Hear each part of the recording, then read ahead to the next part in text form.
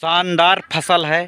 देखने में बहुत ही अच्छी फसल लगती है, पर पानी नहीं गिरता है। पानी कौन सी फसल है किसान? आई यार, फसल बीमा कराए हो? नहीं कराया है। कहे नहीं कराए हो? हैं?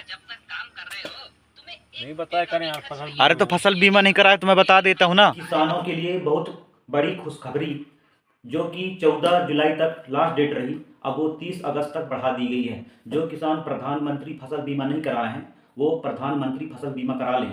बहुत किसान लोग सोचते हैं कि फसल बीमा क्यों कराएं, फसल बीमा से क्या फ़ायदा है। तो भाई साहब बता देता हूँ आपको फसल बीमा से क्या फ़ायदा है और क्या नुकसान है। तो भाई साहब वीडियो में बने रहिए, अगर वीडियो पसंद आए तो लाइक कर देना। तो भाई साहब प्रधानमंत्री फसल बीमा मतलब कि सेंट्रल गवर्नमेंट की स्कीम है प्रधानमंत्री फसल बीमा।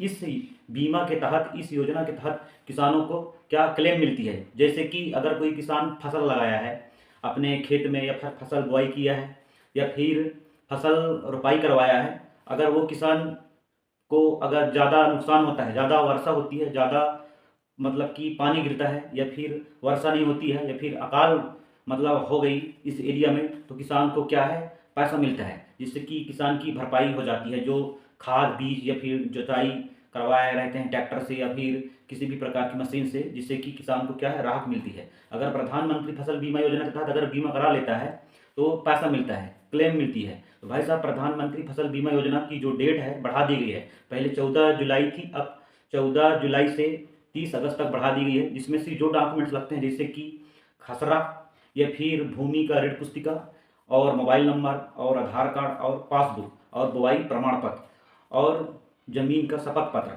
अगर ये सारी चीज़ अगर आप सबमिट करते हैं तो आपका रजिस्ट्रेशन हो जाएगा। और रजिस्ट्रेशन के लिए फिर बीमा के लिए जो रजिस्ट्रेशन करवाते हैं उसके लिए एमपी ऑनलाइन या फिर सीएससी केंद्र में, या फिर जहां आपका खाता खुला है वहां बैंक में जाके आप प्रधानमंत्री फसल बीमा का फॉर्म भर सकते हैं।